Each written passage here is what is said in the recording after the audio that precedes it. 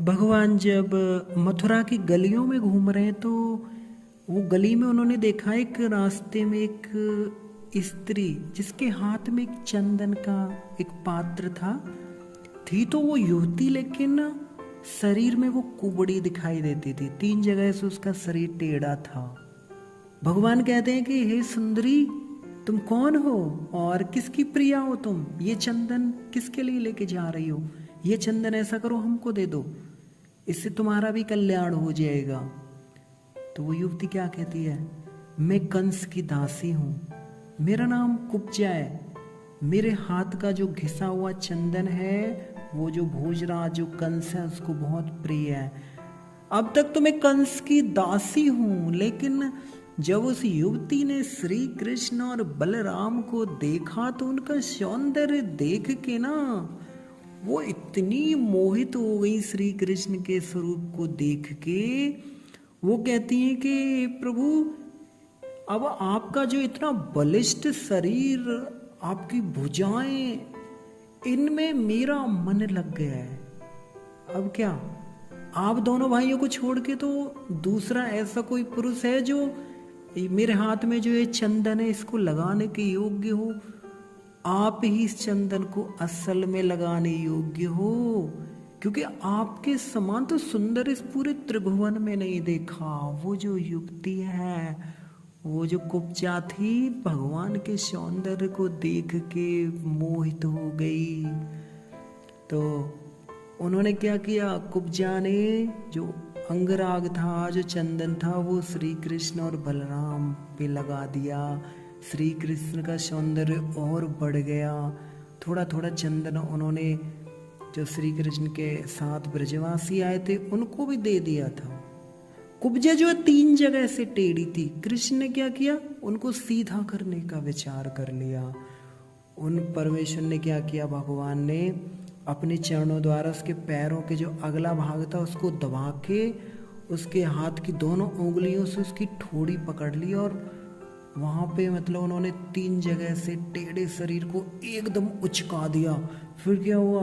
वो उसी समय जो हाथ में छड़ी लेके जो चलने वाली युवती एकदम अत्यंत सौंदर्य रूप से संपन्न हो गई। जैसे स्वर्ग में जो रंभा भी अपना तिरस्कार महसूस करे उनके सामने, इतना सौंदर्य। उन्होंने क्या किया? भगवान के वस्त्र पकड़ लिए और कहने लगी, प्रभु अब ऐसा करो, आप शीघ्र ही आप हमारे घर चलिए, मैं तुम्हें छोड़ नहीं सकती। तुम तो सबको मन को जानने वाले हो प्रभु, मेरा मन भी आपके वश हो गया। मुझे भी मतलब कृपा कीजिए, तुमने मेरे मन को ना बड़े वेग से मत डाला है प्रभु। तो अब तो सारे ब्रजवासी लोग वहां पे थे, गोप बालक, वो भी मतलब ताली बजा के हंसने लगे। और बलराम जी भी बड़े देख रहे थे। तो उसने कुब्जा ने उनको अपने घर ले जाने के लिए बोला, प्रार्थना की। तो भगवान ने उनको कहा कि मैं जानता हूं कि मथुरा के लोग बड़े कोमल स्वभाव के हैं, जो अपरिचित राहगीरों को भी अपने घर बुला लेते हैं। हम तो अपरिचित हैं सुंदरी, मैं तो घूम फिर के, मैं तो यहाँ मथुरा के दर्शन करने आया हूँ। तो ऐसा करो, जब भी अगर रास्ते में जब भी मैं आया करूँगा तो मैं आपके पास जरूर मैं दर्शन करने आपके आया करूँगा। तब क्या हुआ? भगवान जो है वहाँ से चले गए। और बंधुओं, ये जो कुब्जा थी ना, ये कुब्जा त्रेता युग में जो है एक राक्षसी जो थी, वो राक्षसी सूर्पणखा, ये वही थी। जब भगवान श्री राम जी पंचवटी में रहते थे तो सूर्पणखा नाम की राक्षसी उन्हें देख के बहुत मोहित हो गई। अब क्या करें, राम जी तो एक पत्नी व्रत में है, तो वो तो किसी दूसरी स्त्री से उनका कोई मोह भी नहीं है। तो क्या हुआ?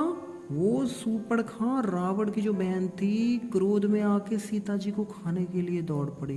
क्या हुआ? लक्ष्मण जी ने तीखी धार वाली तलवार से उसकी नाक कान काट लिए थे। तो अब क्या हुआ? नाक काट कर जाने पे वो रावण को उसने बता दिया। तो वो तो फिर पुष्कर तीर्थ में चली गई और वहां पे जल में खड़ी होकर ना उसने भगवान शंकर की तपस्या करनी शुरू कर दी कि श्री राम को पति रूप, मतलब श्री राम मेरे पति रूप में मुझे प्राप्त हो। 10,000 वर्षों तक जो है सूप खाने तपस्या की।